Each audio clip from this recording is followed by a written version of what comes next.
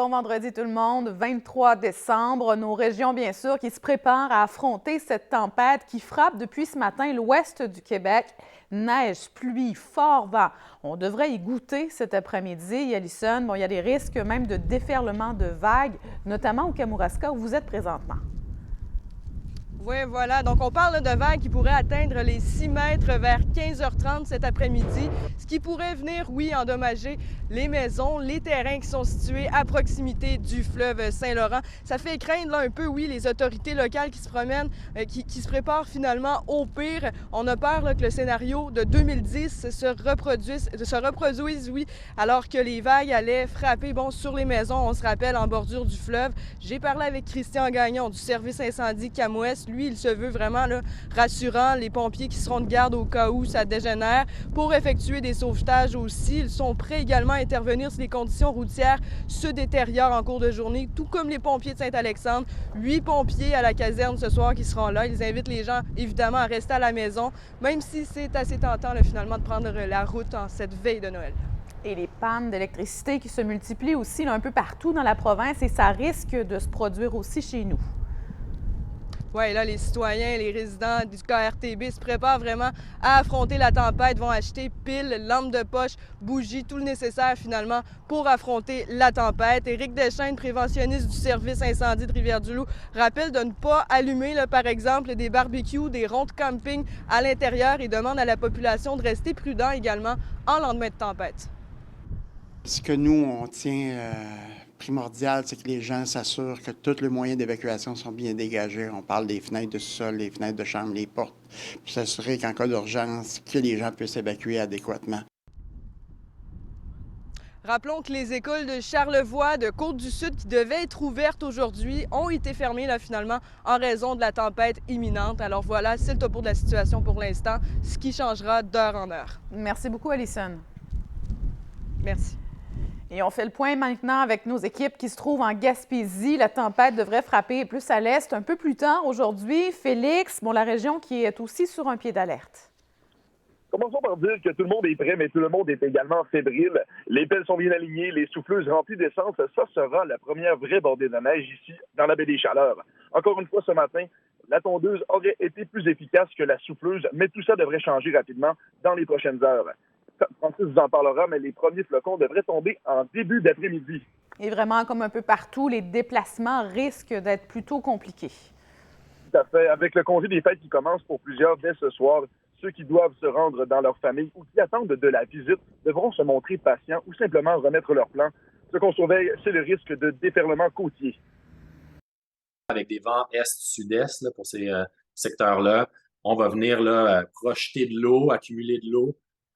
Et voilà, des vagues vont déferler également près des côtes. On sera sur le terrain cet après-midi pour suivre la situation. Merci beaucoup, Félix. Au revoir.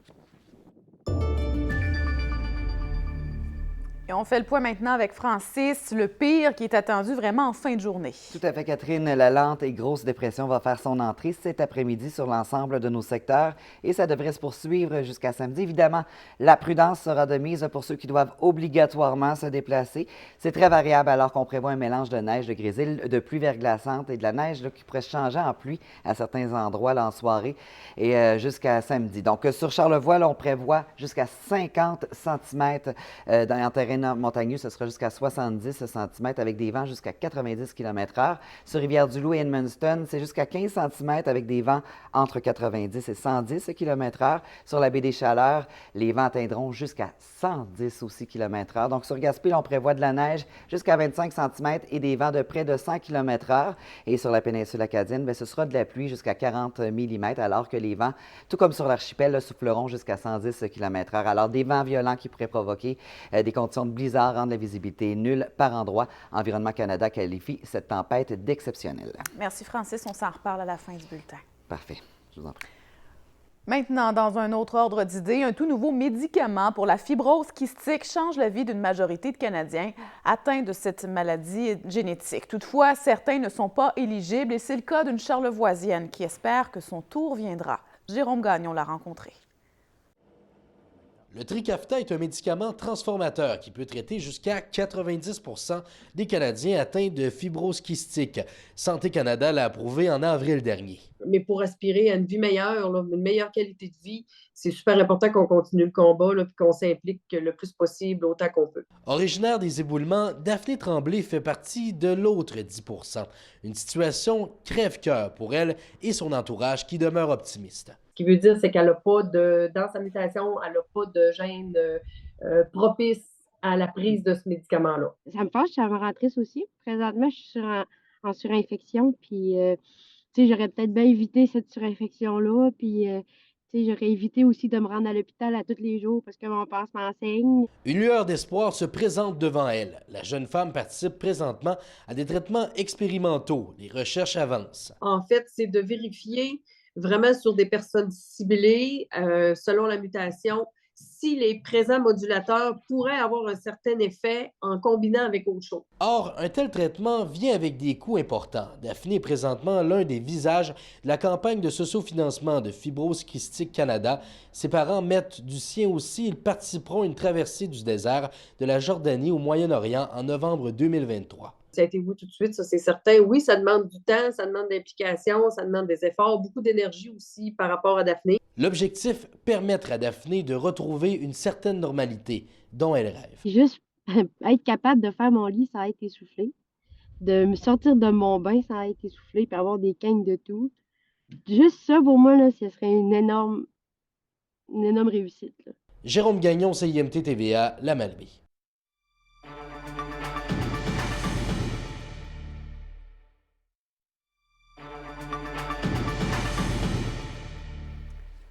Diversifier son réseau social, découvrir une nouvelle culture et créer des liens. C'est ce que propose le jumelage interculturel. Et c'est offert pour la première fois dans la MRC de Rivière-du-Loup depuis septembre. Marie-Hélène, vous avez rencontré quelques participants qui ont pris part à une soirée de Noël interculturelle. Oui, comme les nouveaux arrivants seront loin de leur famille pendant les fêtes, c'était l'occasion pour eux de se retrouver pour célébrer. Sur place, j'ai discuté du jumelage interculturel avec des participants et le principe du programme, c'est de former des duos avec un membre de la communauté d'accueil et un nouvel arrivant.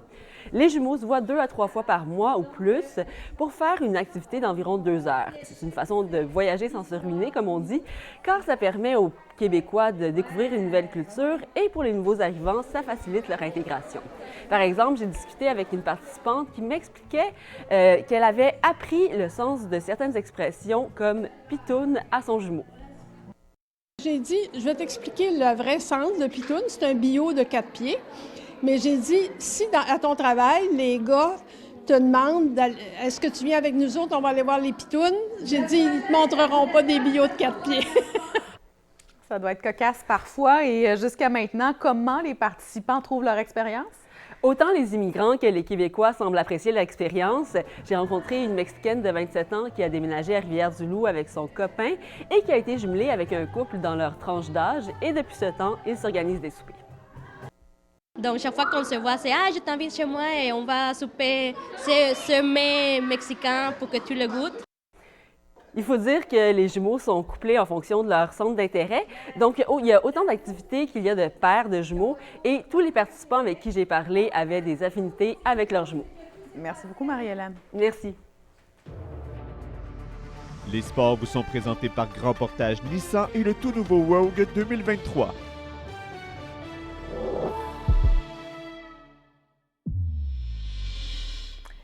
C'était prévisible et ça a été confirmé hier après-midi. Les conditions météo forcent le report du match prévu vendredi à Rivière-du-Loup opposant les Trois à la Surantia. C'était une rencontre attendue contre Thetford Mines, leur première visite au Centre Premier Tech cette saison. Le dernier match entre les deux équipes, l'entraîneur Bobby Barry avait vivement critiqué les 3L, les qualifiant d'équipes somnifères. Ils les ont battus 2 fois cette année et gageons que les champions en titre auraient aimé prendre leur revanche. Malheureusement, cette partie qui est donc remise à une date ultérieure. Le prochain match des 3L aura lieu le 30 décembre alors que les éperviers de Sorel seront en visite au Centre Premier Tech. Vincent Arsenault est un exemple de persévérance. Le hockeyeur natif des Îles-de-la-Madeleine dispute de sa 10e saison dans le monde du hockey professionnel. L'attaquant formé par la structure des Albatros de l'Est du Québec a fait sa niche dans la Ligue américaine malgré le fait qu'il n'a jamais été repêché dans la LNH. Arsenault évolue présentement pour le club école des Canucks de Vancouver et il est le premier Madelino à atteindre le niveau inférieur à la Ligue nationale. Jamais j'aurais pensé un jour vivre on fait du hockey. Donc, je pense qu'au début, je m'amusais. Puis je pense que plus que le temps a avancé, un jour, je me suis dit, tabarouette, peut-être que je pourrais faire carrière dans ça. Donc, je pense qu'en fait, avec tous les sacrifices et tous les efforts que j'ai mis dans ce sport, au bout de la ligne, j'ai été récompensé. La météo, une présentation d'Accent Meubles Déco Centre Levasseur.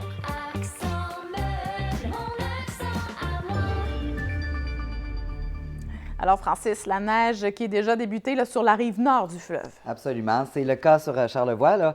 Alors, préparons notre dos, notre pelle avec les fortes accumulations que l'intense dépression en provenance du Midwest va laisser sous son passage. Ce sera de la neige lourde à mélanger avec le mix des précipitations avec de forts vents. On prévoit aussi là, tout ça là, pour 48 heures environ. Ce qui est à surveiller, là, ce sera changement drastique aussi des mercures derrière le système qui va rendre la chaussée plus glacée avec tout ce mélange de précipitations. Alors, ce soir, la pluie va se transformer en neige parfois forte. On prévoit jusqu'à 10 cm sur Rivière-du-Loup. Également sur Charlevoix, la neige forte aussi avec la poudrerie. Pour vous, là, c'est plus important, entre 30 à 40 cm qu'on attend. Sur Edmundston, le cocktail de neige et de grésil se changera en averse de neige également là, au courant de la soirée. Donc, les rafales vont aussi atteindre 50 km/h et augmenter jusqu'à 80 km sur tous les secteurs. Donc, sur la baie des Chaleurs, la neige devrait se changer en précipitation liquide alors qu'on prévoit 10 cm là, de votre côté.